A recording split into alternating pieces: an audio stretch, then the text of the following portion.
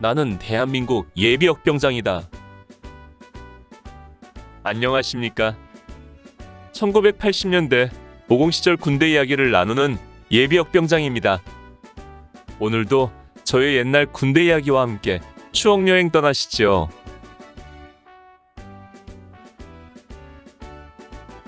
나의 상병시절 188번째 이야기. 야간종합 전술훈련. 3. 야간 전술훈련. 1982년 12월 7일 새벽 4시에 기상하여 웅진리로 이동하여 수경지를 편성하고 정비 시간을 가졌습니다.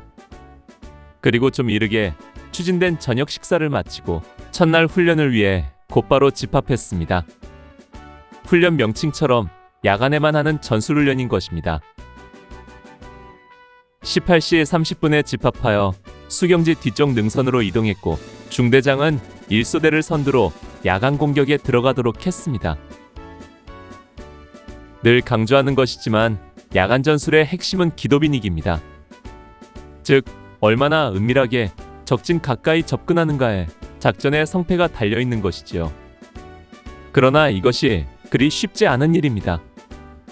방어하는 편에서 은밀하게 전진하는 것을 방해하기 위한 갖가지 조건들을 만들어 놓기 때문입니다.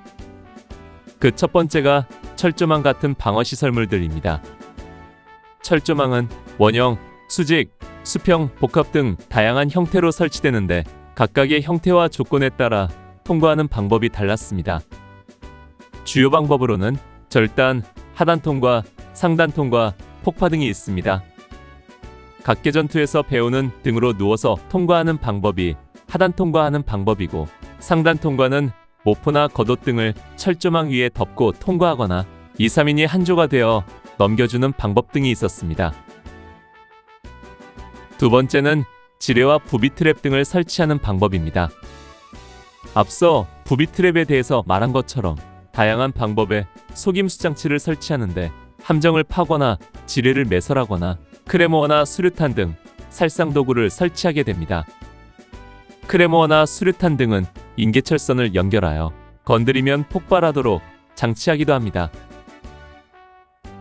이런 장애물을 야간에 통과하기 위해서는 최대한 확인하면서 전진하는 방법밖에 없습니다. 즉, 손을 앞으로 내밀어 전방과 측방에 상단에서 하단까지 좌우로 손을 저어 확인합니다. 그 다음 바닥 상태를 확인한 뒤 이상이 없으면 한 걸음을 전진하고 다시 확인하는 방법을 반복합니다.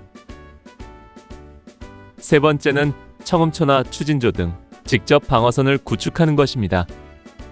청음초는 말 그대로 소리로 청취하여 적이 침투해 오는 징후를 포착하는 것입니다.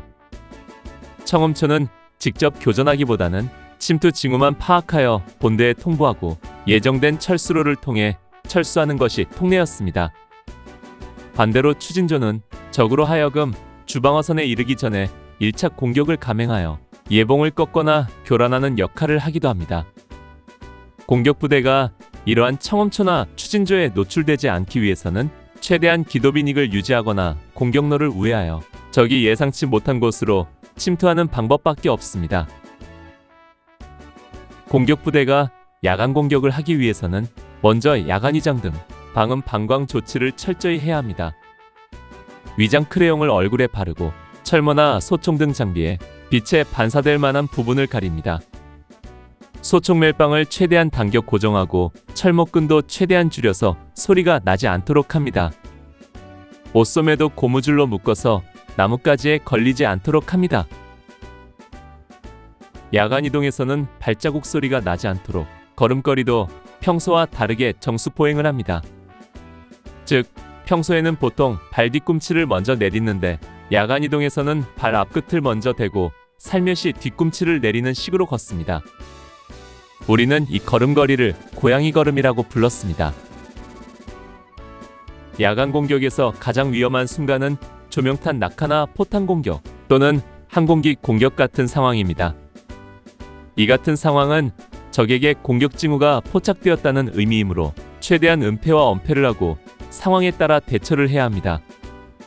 조명탄이 터지면 주변이 대낮같이 밝아지고 움직이는 모든 물체는 적에게 포착됩니다. 따라서 이동을 멈추고 즉시 땅에 엎드려 자세를 최대한 낮추고 절대 움직이지 않아야 합니다. 밝은 곳을 피하려고 움직이면 즉시 방어부대의 타깃이 될 수 있으므로 장소 구분 없이 즉시 엎드려 움직이지 않는 것이 중요합니다. 그래서 이 자세를 복지부동이라고 합니다. 배를 땅에 대고 움직이지 않는다는 뜻입니다. 폭탄이 떨어져 폭발할 때는 즉시 가까운 은폐연폐물을 찾아 엎드리되 이때에는 배를 땅에서 떼고 입을 조금 벌리도록 합니다. 배를 땅에서 떼는 것은 폭탄의 폭발 충격이 복부에 전해져 내장이 파열되지 않도록 하는 것이고, 입을 벌리는 것 역시 내부의 압력으로 복부가 파손되지 않도록 하기 위함입니다. 이렇게 모든 단계를 통과하면 마침내 돌격선에 전개하게 됩니다. 돌격선에 전개했어도 야간 공격은 역시 최대한 은밀하게 적진 앞까지 전진합니다. 얼마나 가까이 은밀히 접근하느냐에 따라 야간 공격의 성패가 갈리기 때문입니다. 반대로 방어하는 부대 역시 공격 징후를 파악했어도 공격 부대가 사격권 내로 들어오기까지 조용히 기다립니다. 야간 사격의 명중률을 높이기 위해서는 50m 이내로 적을 끌어들여야 하기 때문입니다. 이렇게 방어진지에 가까이 이르면 방어부대의 사격이 먼저 시작됩니다.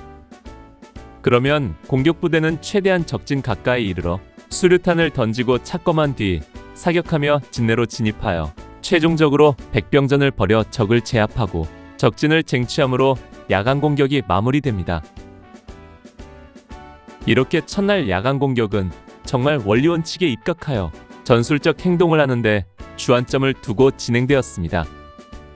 야간이장에서부터 시작하여 공격 개시 지점까지의 야간이동, 그리고 돌격선까지 이동하는 동안 야간각계, 조명탄과 폭탄 폭발 상황 등에 대한 대처, 돌격선 전개까지 진지하게 진행되었습니다. 대항군은 따로 운용하지 않았기 때문에 모든 상황은 대대에서 무전으로 주어졌고, 미진한 부분은 중대장이 재차 상황을 주어 점검했습니다. 이렇듯 야간 공격은 그야말로 교범에 따른 FM대로 실시했고 거의 6시간에 걸쳐 진행되었습니다. 추운 날씨 속에 군데군데 눈이 쌓여 있었고 더욱이 어두운 야간인지라 이동하는 것이 쉽지 않은 조건이었습니다.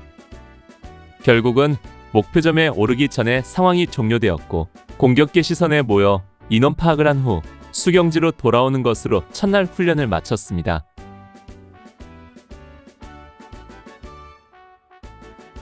오늘 추억여행에 함께 해주셔서 감사합니다. 다음 이야기를 기대해 주시고 구독과 좋아요 부탁드립니다. 당백